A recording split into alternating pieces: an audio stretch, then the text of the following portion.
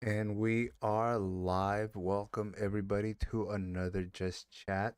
We are here on beautiful Friday night. I hope wherever you guys are enjoying it. Got a couple things that I kind of wanted to just kind of chat about, so I decided to do a Just Chat. I don't always do one, guys.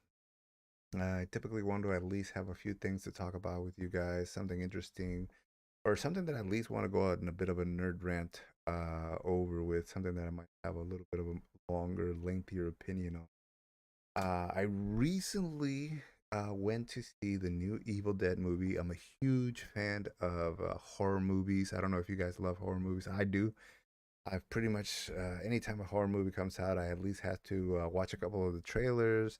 If it's a good one, and by good I mean probably at least a B. If it's at least good enough to be, I would say, like, again, like a B-rated movie, I would go ahead and watch it. It would have to be horrifically bad looking for me to not eventually watch. I might not go to the movie theaters, but I'll definitely still catch it on on whether it's on Netflix or something like that. But recently they released a new Evil Dead. For those of you who are not familiar with the series, there's three original movies of the Evil Dead series, starring Bruce Campbell and directed by the famous Sam Raimi, the same director who directed the first three Spider-Man movies with Tobey Maguire, some of the best Spider-Man movies to date.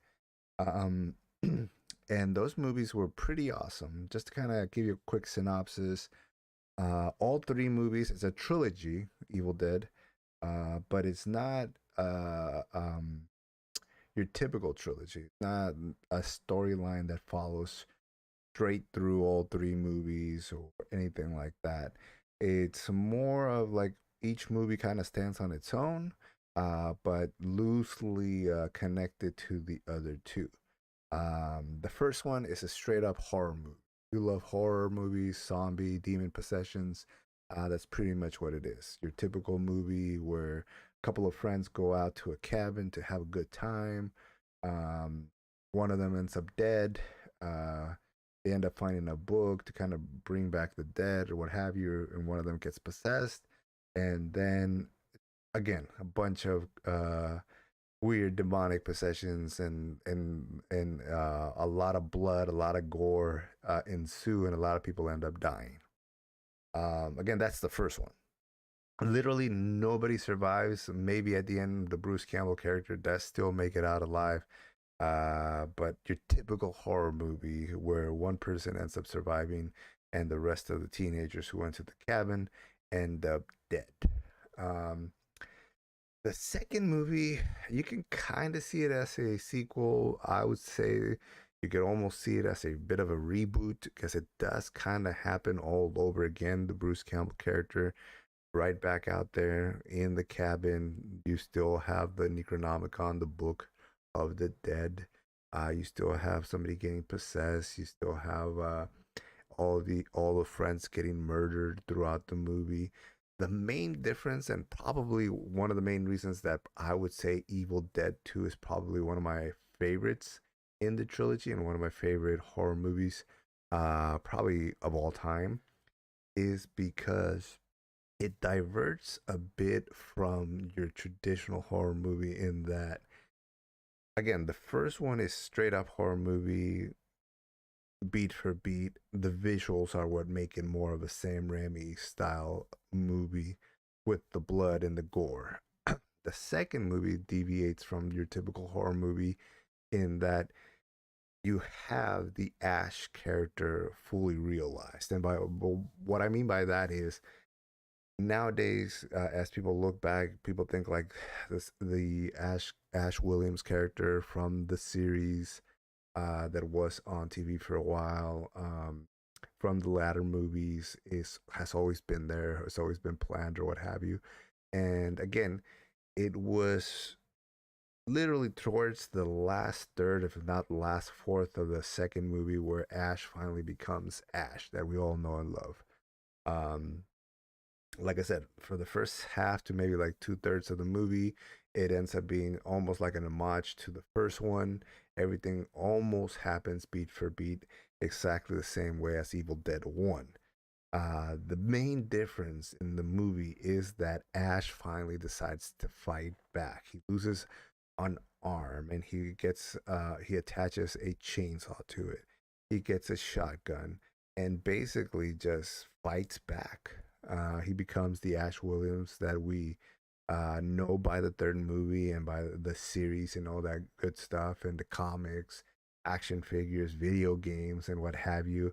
It's just been a cult classic, and when anybody looks back on it nowadays, it's again, it is a cult classic because I would say because of the Resident Evil Dead 2, because it just made it again. The first one, awesome horror movie. If you just want to see a straight up horror movie, the second one, the origin story of this hero in a horror movie, which you don't see that often. I don't. I'm trying to ponder here in my head if I've ever seen any other movie where they created a hero which is as legendary as the demon or antagonist in the horror movie. And again, you think about the top scary movies out there, Nightmare on Elm Street, and there's not no superhero in there. Uh, Halloween, uh, Friday the 13th, even in mm, even in Scream, I would say. I mean, you have Sydney, but Sydney's not like a superhero type character. It's not like fighting back or what have you, like you have in the Ash character, especially by the third movie. The third movie is not even a horror movie, and it's not even a semi horror movie. I would think of it as more of a campy uh, fantasy horror movie. Again, it's unique. It's hard to describe because by the third movie, I felt like so at the end of the second movie, he Ash and some of the demons get thrown through a black hole, and that's where the movie ends. And in the third movie, basically they end up in medieval times, and Ash is fighting the evil dead in medieval times. Again, they could have probably still gone with some of the horror elements and seriousness and bring in some of Ash's quips and jokes and wisecracking, but I feel they leaned more into the wisecracking, kind of like some of the Thor movies have done nowadays. But again, I digress on that. And that's the trilogy. So that's the trilogy. That's the Bruce Campbell. That's the Sam Raimi trilogy from back in the day. That's what made it huge. To me, what made it huge again was Evil Dead 2 and the fact that we had a hero in a scary movie. That was just as badass as the bad guys. Again, chainsaw hand, shotgun, throwing one-liners out there at demon possessed people. So you had your origin story of a hero. Then I want to say in 2013 they released another Evil Dead, not with Bruce Campbell. I want to say it wasn't. I don't think it was directed by Sam Raimi. Pretty good movie. Had a lot of good action, gore, suspense, all that kind of stuff. Female protagonist, similar to this one, and at the end of the movie, you figure out that uh, the main character, the main female character who ends up being the hero who fights back in that movie, her name's Ashley as well. So it's almost like a reimagining, I guess, of the storyline and a new Ash for a new era. And this time it happens to be a female. Now, again, that was 2013, and this one, there was something creepy about it. You saw the trailers for this new one released just a couple weeks ago, Evil Dead Rise. Right from the get go, it grabs you like straight into the action, and then it goes back to a week earlier or something like that, and then like builds up the suspense from there. But I gotta say, the actress that they got to play this mom that gets possessed by this demon is facial structure. I mean, she just goes from looking like this very exotic, attractive mom to just this demonic lady that you see here at the front. I mean, she really just makes the movie. again, her face, her demeanor, her acting, everything is just creepy. The way she looks at even like the other characters, the reactions, it's insane. Um, Great movie. I actually enjoyed it very thoroughly. Not when it comes to a lot of the gore that some of the other movies are known for. Like I said, like Evil Dead 1 and 2, Evil Dead 2013. I would put this on a little bit more of a more tamed on that end of it. So it wasn't as gory as some of the other ones, but it was very suspenseful, guys. I mean, there is a lot of stuff in there that is just creepy, a lot of creepy visuals, a lot of stuff that reminded me of The Shining. There's a couple scenes where some of our characters get stuck in an elevator and it's being filled up with blood, and then the elevator opens and like again a pool of blood just kind of runs out into the hallway, and again, that just kind of reminded me of The Shining and how creepy something like a visual like that can be. Um, and then the other thing too, if they place you either in the shoes of a kid, or they have like kids that are characters in the main story, it kind of puts you in their shoes and you kind of feel defenseless. I don't know if you guys get this like I do, whether it's a video game, whether it's a movie. If you put me in the shoes of someone like Leon Kennedy in Resident Evil, or in the shoes of what's another good scary movie? Yeah, if you put me in the shoes of a hero with a gun, then I'm gonna feel a little bit protected. But if you put me in the shoes of a kid or a feminine woman, then I'm gonna feel a little bit more like I'm in their shoes, and you feel like, okay, I'm living this moment in this movie through them, and it makes you feel a little bit more defenseless and puts you right in this point in the movie where you feel a little bit more creeped out than you would if, again, if the main protagonist was Ash himself. You might not. I think at this point, if there was a way to use CGI to um, de-age Bruce Campbell, who's still alive and still speaks well and all that good stuff. He's still all there, but obviously he's up there in age. But if you were able to do something where you can de-age him and put him in a movie, I don't think it would feel as good as the old Evil Dead movies, just because of the fact that when Ash is on screen for me, I just feel like he's been fighting these demons for such a long time. It's almost like watching, for me, it's almost like watching Guts fight all the demons in Berserk. And if it's him, I kind of don't feel worried. Now, if it's Casca or Isidro or some of the other characters, then you kind of feel a little bit more vulnerable and a little bit more scared in the different type of situations that they're put in. So that's one of the big keys that in this movie that I feel they did great. They put you in the shoes of a lot of the main characters' kids. She's a single mom, just broke up with her husband. They're living in some slums apartment that's about to be shut down, going through a lot of rough times. She's got about 3 kids with her. Her other sister comes to visit her because she's going through her own stuff, and this is when everything goes down. So it just puts you, again.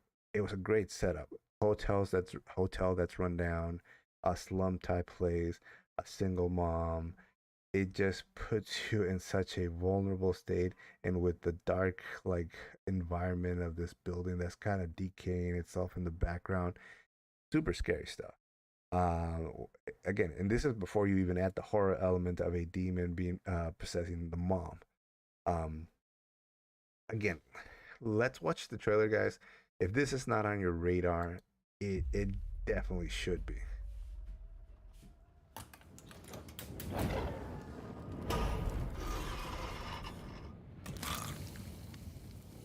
What's up, sis? I had the most beautiful dream. It was the perfect day. And all I could think about was how much I wanted to cut you all open and then climb inside your bodies. so that we could stay one happy family.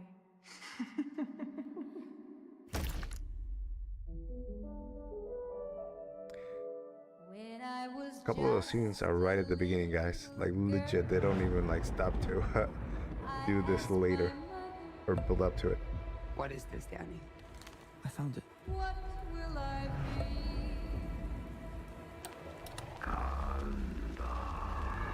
Will I be pretty? Will I be rich?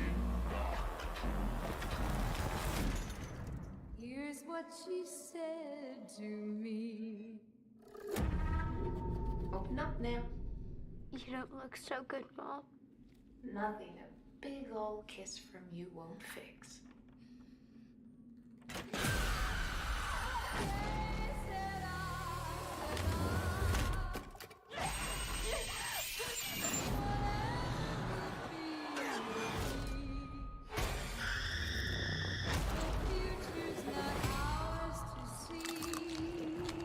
I'm getting us out of here.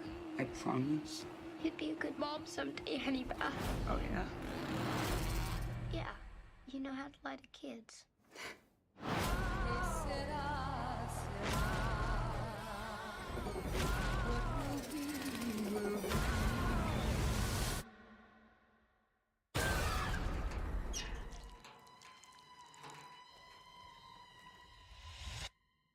Mom?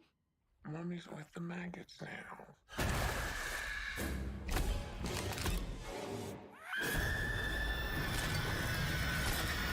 What will be.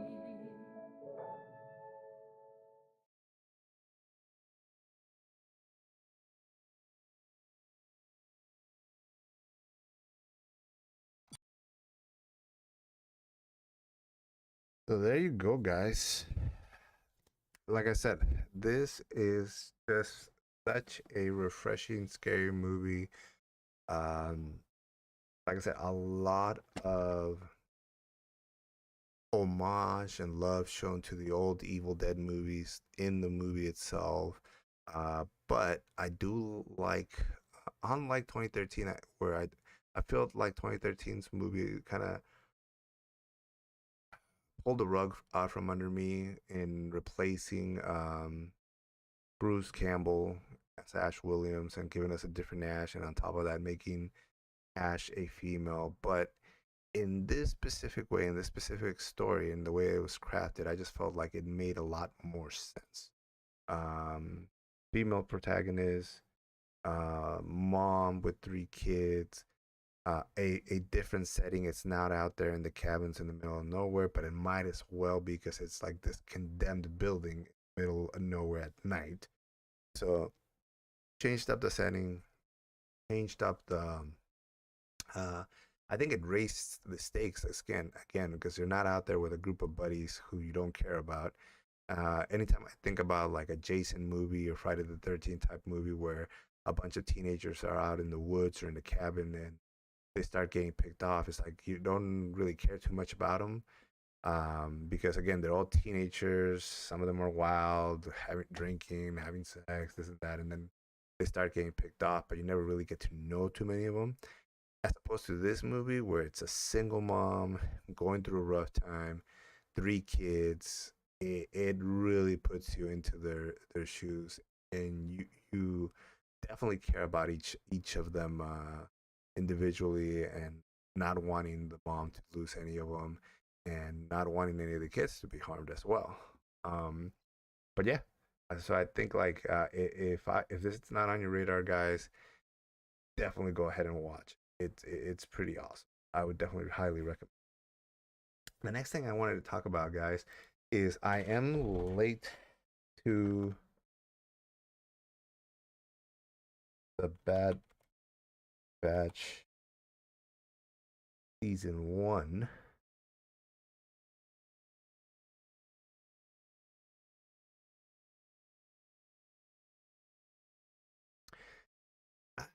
I know they just recently released in the last few weeks Bad Batch season 2. Now that I finally caught up with season 1, I'm looking forward to watching season 2. But I had always had Bad Batch on my radar, but for whatever reason, I think it was maybe the live action Star Wars series on Disney that I wanted to catch up with before I jumped into the Bad Batch, but then never got a chance to actually go back and watch those episodes. And I gotta say, like now that I've watched it, I kind of regret not watching it when it was streaming for the first time, because this series, guys, is kick ass. uh, Along with The Mandalorian, one of the better just series shows, Disney licensed again Disney licensed a story that is actually very well. Um, I didn't like the new trilogy. I didn't like a lot of the movies like Solo and some of the other stuff that came out. Huge fan of Rogue. Rogue was good. Uh, I liked Andor. I wished they could have gotten rid of some of those really slow beat episodes, but other than that, like the series is tight, is great story. But yeah, Bad Batch, guys. I don't know if you guys watched it, but I mean, again, it's a group of clones that was pretty much made different than all the other clones. As you guys know, the clones from the Clone Wars and Star Wars were cloned from Jango Fett, Boba Fett's dad, or semi dad, I guess you could say. Um, Jango Fett being one of the galaxy's most notorious bounty hunters. These cloners, under the orders of Count Dooku, ended up making this gigantic clone army for what they thought was going to be the Jedi and the Jedi Council and government, but it was actually under Count Dooku who was working secretly for um, Darth Sidious, and he was going to use it for the Empire, obviously.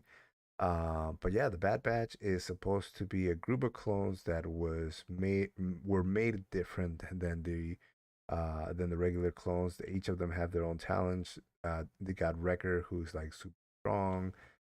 You got Tech, who's again by his name, super tech savvy, IT, just the brains. You got Crosshairs, who's a awesome sniper. You have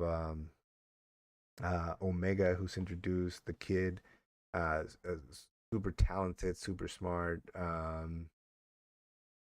Who else? Who am I missing? Rex makes an appearance from the Clone Wars, if you guys remember from the original Clone Wars series. Rex was the clone that was always hanging out with Ahsoka and was there with her at the end of that series as well. Um, but yeah, basically it's a beautiful story. It's a great story. It's a great Star Wars story. If you're a fan of Star Wars at all, it's a story that just takes place literally right when Order 66 ends up being implemented. All the clones are basically activated into shooting um, their officers. As you guys know, the Jedi's in the Clone Wars were a lot, oftentimes the officers of small platoon units of clones. And when Order 66 was put into effect, basically they have a chip in their brain that makes them have to follow any order that comes from the Empire.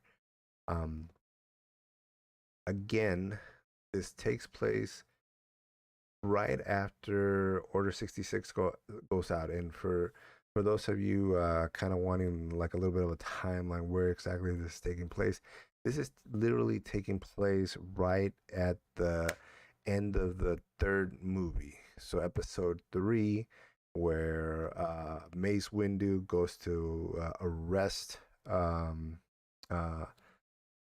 Darth Sidious or Emperor Palpatine, um, because they've discovered him as the Sith.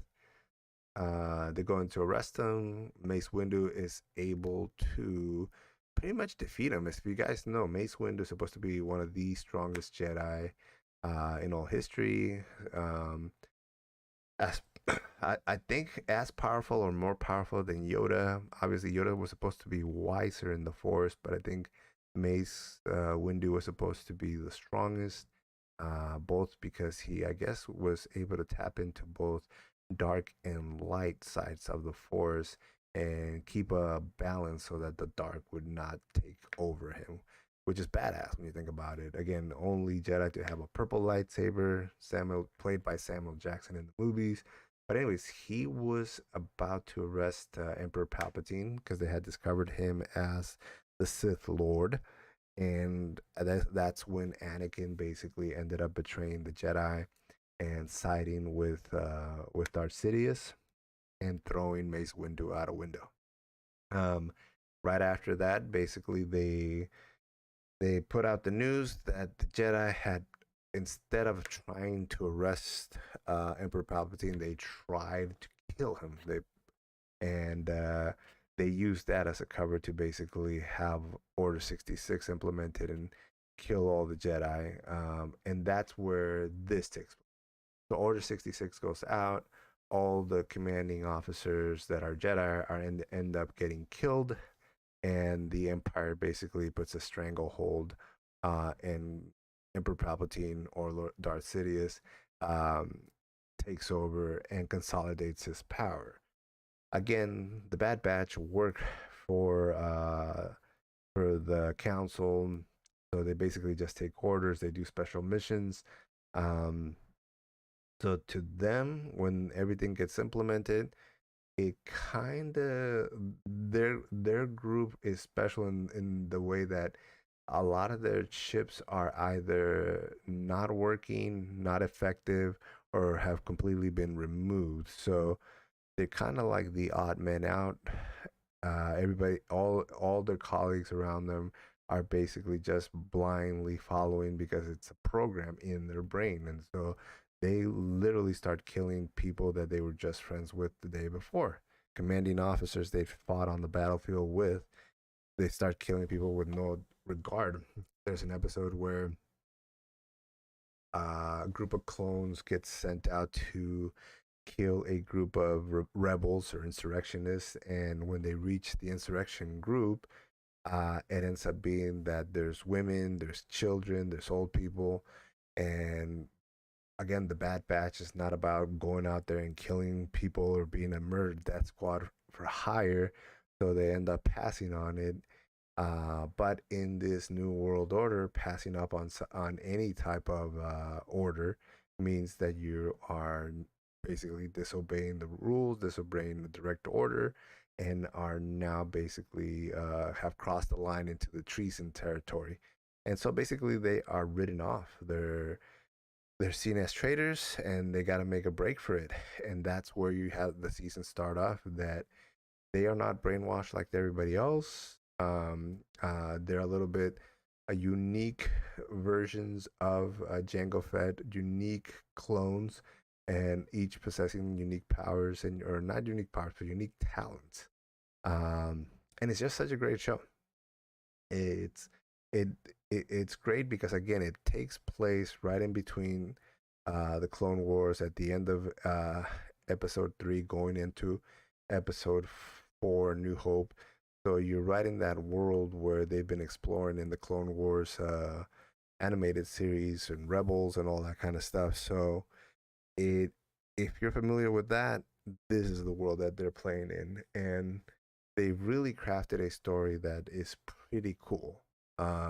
One of the other main storylines was Crosshairs, the sniper of the team, ends up wanting to stay with the Empire, wanting to be loyal to Emperor Palpatine, just out of sheer sense of duty. They've been good soldiers. They always follow orders, and he just doesn't see it any different than any other order that they have followed in the past. Instead of the Empire betraying the people or the Empire betraying them, he sees as the other members of the Bad Batch betraying the Empire as the worst evil or the worser of the evils, and he ends up betraying them and sticking with the Empire. And that's one of the storylines that just crosses throughout the whole series, and it doesn't 100% get resolved at the end. And that's, I think, one of the things that makes the series kind of stick out with me, because they could have given us a happy ending. They could have wrapped it up in a nice bow, but they didn't, and that was actually quite refreshing. The fact that here is this member of their squad. Again, this squad has been introduced in the Clone Wars episodes themselves, so it's not like we're just barely getting to know them now. We have seen them in other episodes of the Clone Wars. This is just them getting their own show, just specifically for them.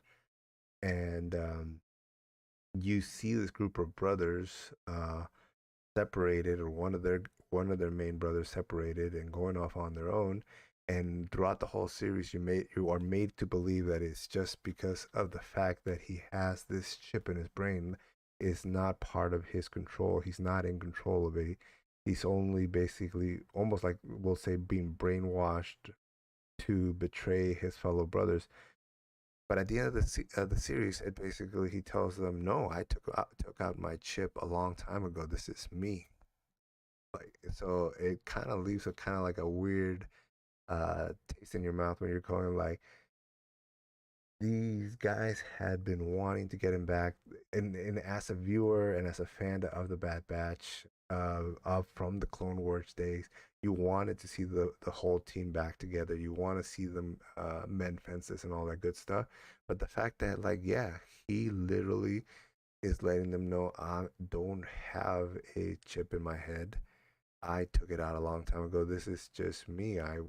I feel like what you guys are doing, betraying the Empire, is the worst of two evils, and you should stick with me. Like there is a part of him that wants to uh be part of this unit again, but be part of the unit under the Empire, working together under the Empire, and that's the one thing that he's not willing to compromise on. And to see something like that in an animated show was, again, really refreshing, because I would think most series would probably give you that ending and have Crosshairs go back to the batch.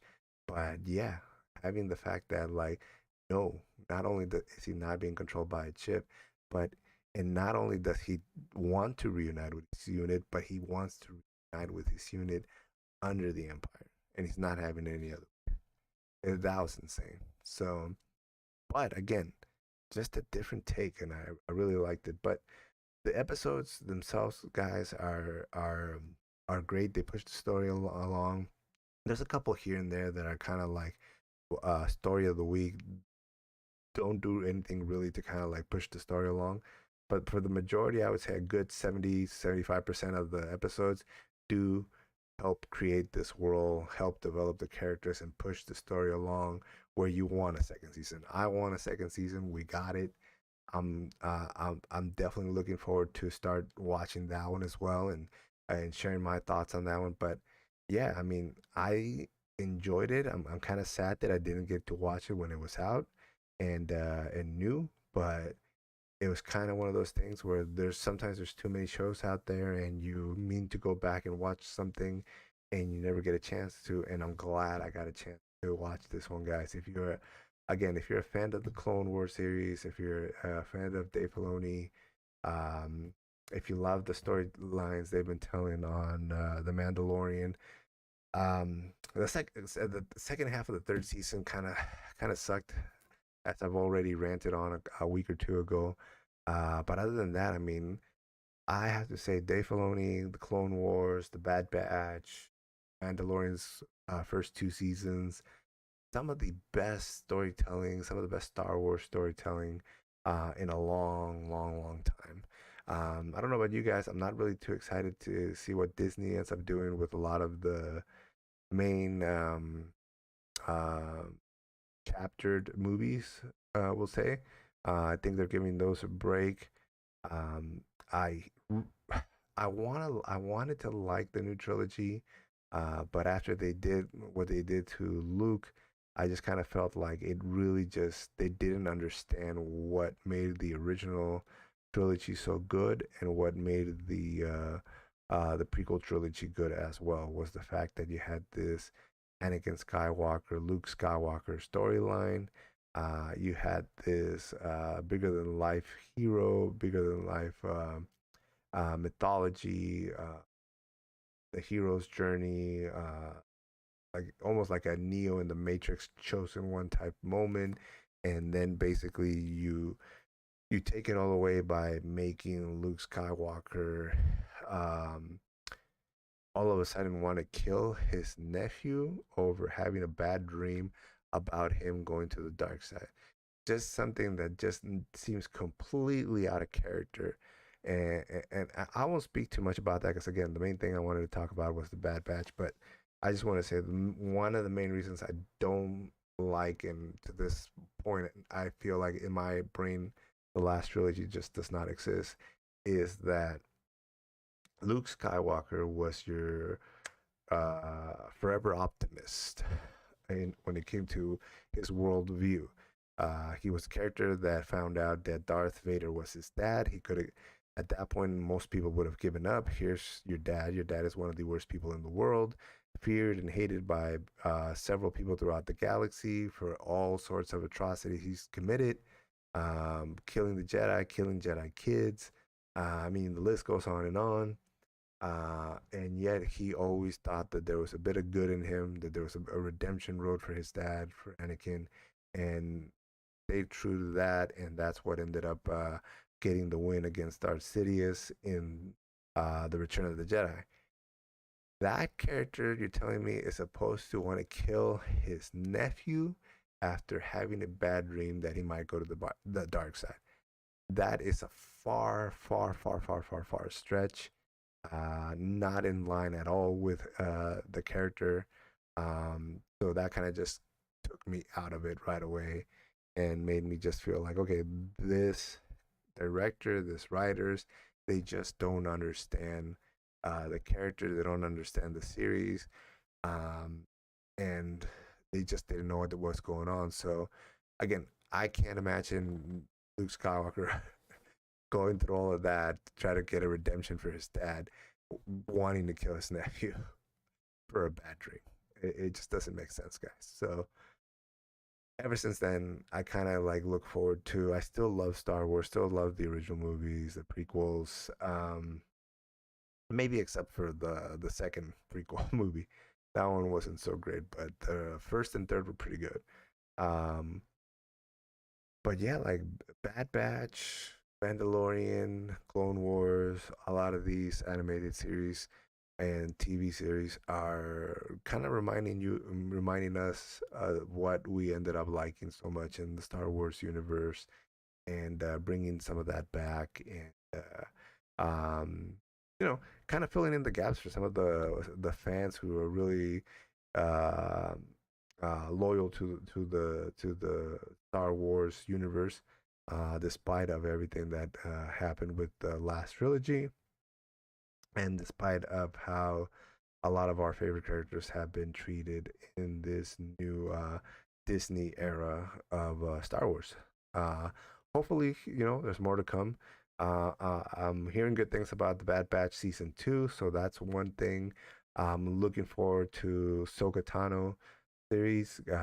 They did a little bit of a setup in the season 3 of Mandalorian, teasing how Thon might be out there, and everybody kind of the remnants of the Empire waiting for him to come and consolidate power and lead them back to the top. So that's huge. A lot of people have been wanting to see him come into live action, so that's gonna be pretty big. Again, so you have a bunch of stuff to look forward to, and then a lot of stuff not to look forward to. I mean, I think Rey's getting her own movie. Not really excited for that. But I always say this: there's always going to be a Star Wars and they can't take away the one that you like. But there's always going to be a new generation out there, and maybe the Rey saga is one of the ones that is their favorite because they never grew up with the original, and so there's a Star Wars for everybody, basically. But that's it, guys. Just wanted to make a quick short one. Didn't have a ton of stuff that I wanted to talk about today. Um, just a couple of things, like I said, that I've had on my horizon. I did see the Transformers new trailer. A huge Beast Wars fan when growing up. I did love that series. I think it was more for the toys than anything.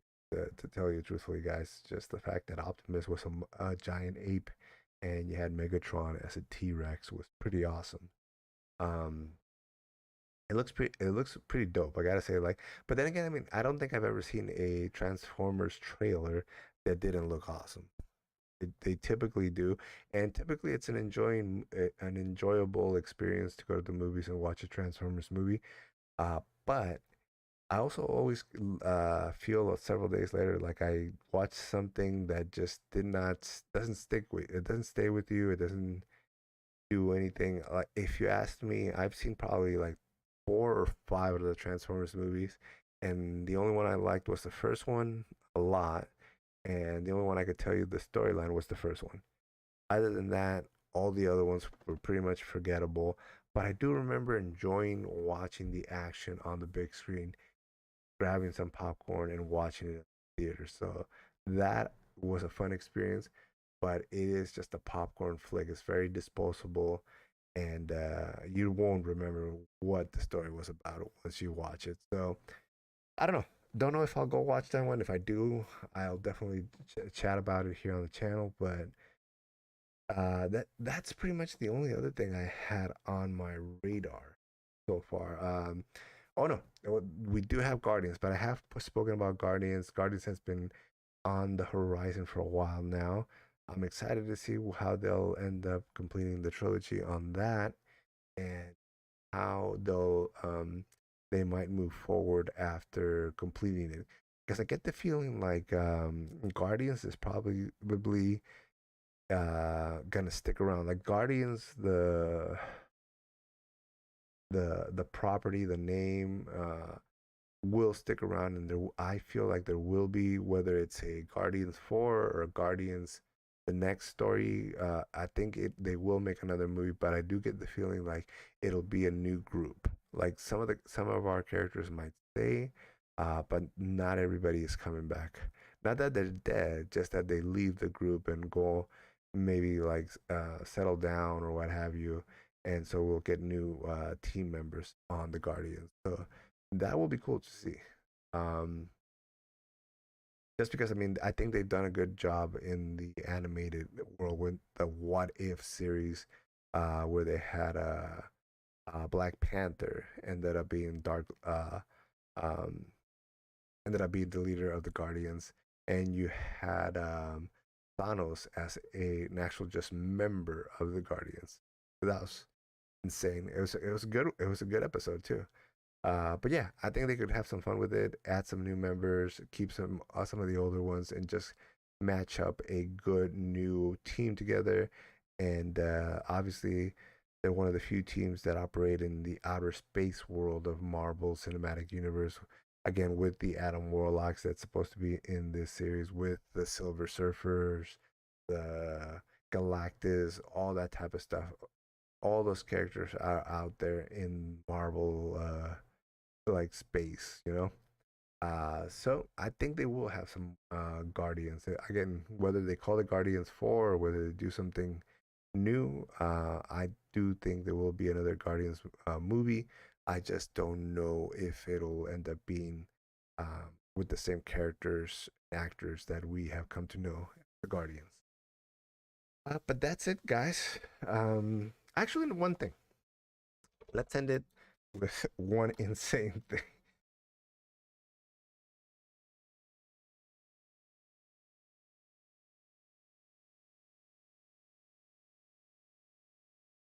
Is it just me, or are these Fast 10 trailers just insane, guys? They're definitely been pushing the envelope on these, raising the stakes on them, one-upping themselves from the last one over and over again. And I think somewhere around 5 or 6, these guys basically went from uh, street drivers driving fast, street speedsters, to basically pretty much superheroes. You could put the Fast and Furious crew in a Marvel movie, and I don't think anybody would bat an eye if Dom ended up like taking on Iron Man or Captain America and ended up beating one of them. I don't know. Like at this point, they're legit superheroes, guys. They fall off mountaintops and bridges and land on top of a car. like it's some soft cushiony pillow. um, they end up being on top of a parking structure 5 or 10 stories high and that crumbles underneath their feet, and somehow they're okay. They're legit superheroes at this point, guys. So, but I'm in. I think the fact this is almost like, again, it kind of reminded me like I was just talking about Transformers. They're good movies, but you could never kind of like tell like what the heck happened in the last one. To me, Fast and Furious is exactly the same as a Transformers movie. You're gonna go to the movie theater, you're gonna end up having a great time, seeing some great action, some great sequences. But at this point, like 10 movies in, guys, I couldn't really tell you much about anything maybe past the third movie and maybe the fifth movie.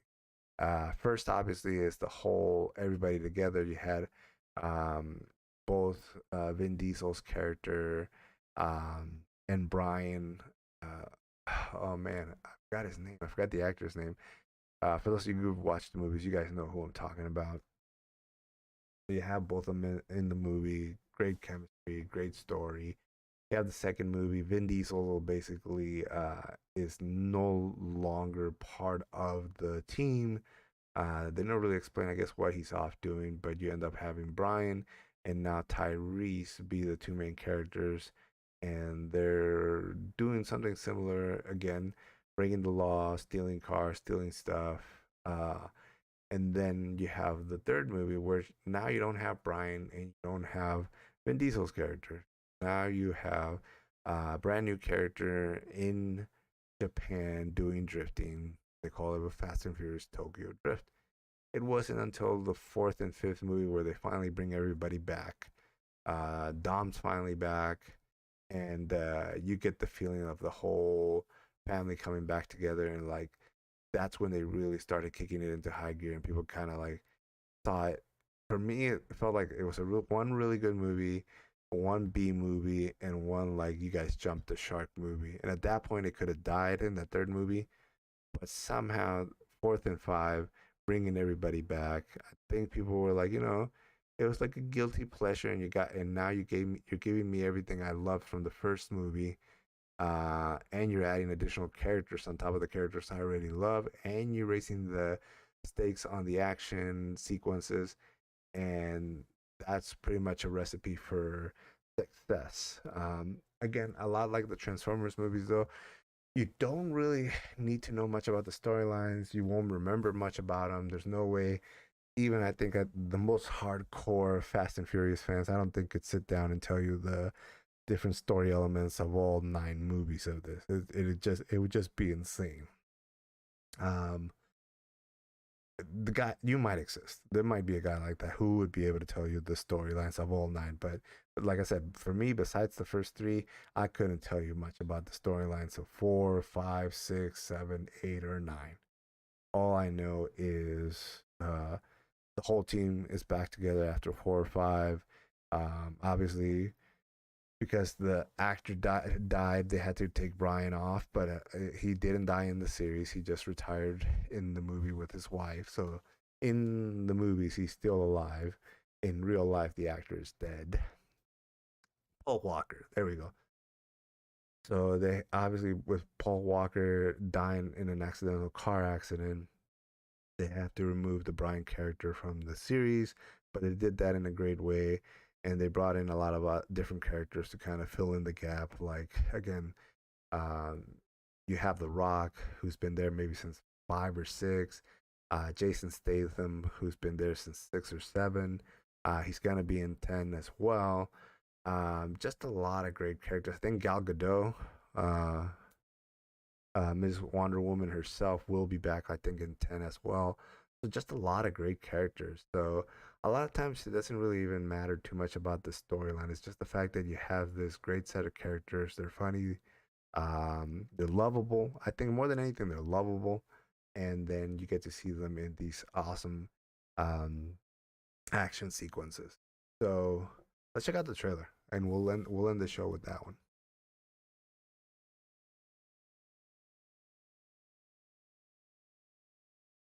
Por 3 generaciones, la familia Rodríguez orgullosamente aquí. Tu victoria está aquí.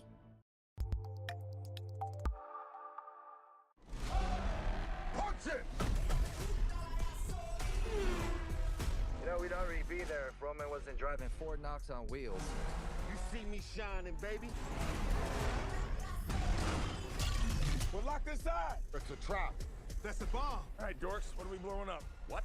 The Vatican? Wow, you guys are going to hell. Get out of there!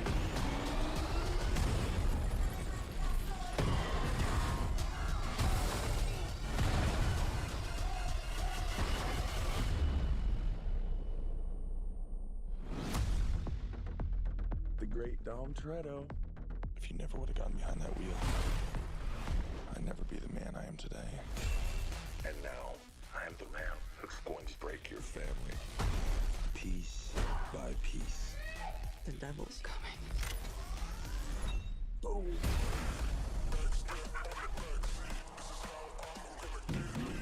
Tommy, I knew you would come for me. So how about we all just start shooting each other? Time to end this. Let's dig some graves.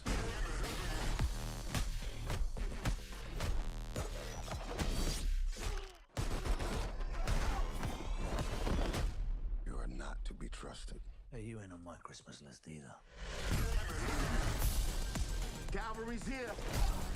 Cheers. We need weapons and cars. Cannon cars. You like surprises? I adore them. I'd stay down if I was you. You'll need to hit me harder for that. The game's over, Dom. You lose. This is your last ride. Then you might want to buckle up.